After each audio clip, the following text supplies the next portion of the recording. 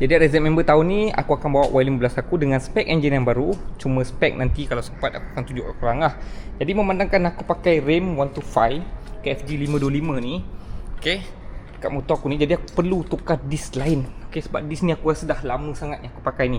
Ini disk Softfilly 4 lubang, okay, depan belakang 267 depan, 200mm belakang. Design dia memang menarik, nampak. So Softfilly dah claim yang design ni memang inovatif dan dia boleh kurangkan kepanasan. Okay, ada e-coating dekat tengah ni untuk mengelakkan panas tu meresap. Dia kuat tau walaupun dia ketuk, sebab dia punya stainless steel stabilize and braking performance. Jadi sepanjang pergi RZ member tu, aku akan pastikan braking depan aku dan belakang aku dalam keadaan yang terbaik. Okay, jom kita pasang.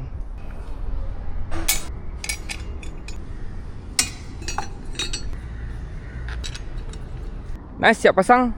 Kemas. Okay. Belakang dia